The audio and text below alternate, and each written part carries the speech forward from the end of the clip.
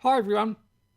In spite of its large range of a perfect 12th and inclusion of dissonant melodic intervals and chromaticism, this subject structure is fairly common.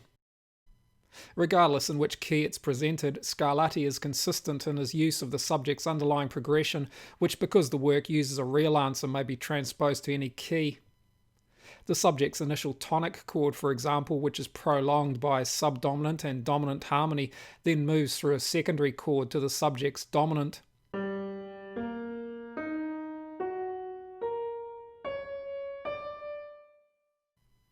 The subject harmonically therefore moves from its tonic to dominant chord, and melodically it outlines the notes of the key's tonic triad, framed by its first and fifth degrees.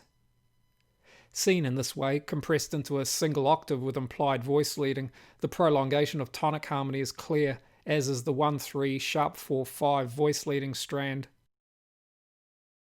Despite inclusion of the secondary chord moving to the key's dominant, the subject is non-modulating. A link is therefore necessary to lead the work to the dominant or other keys.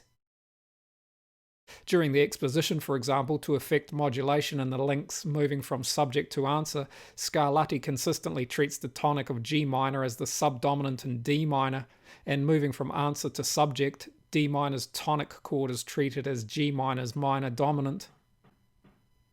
Occasionally, to condense the subject's range, Scarlatti displaces by an octave one of its notes.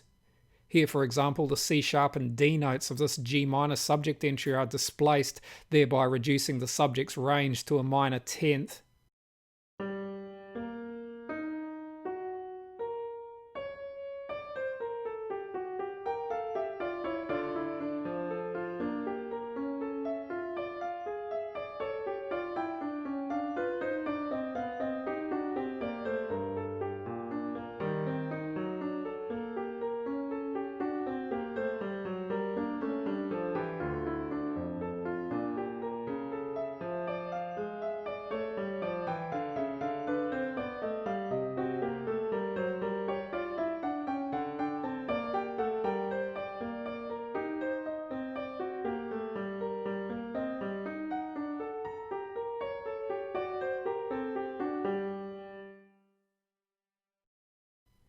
Here also, despite this E natural, Scarlatti uses a partial C minor entry, the notes of which are displaced, creating a contour of alternating ascents and descents.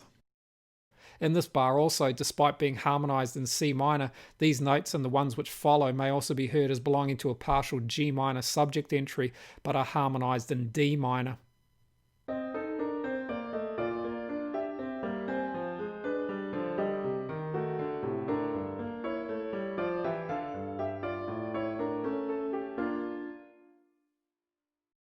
I hope you found this useful. Thanks for watching. See you next time.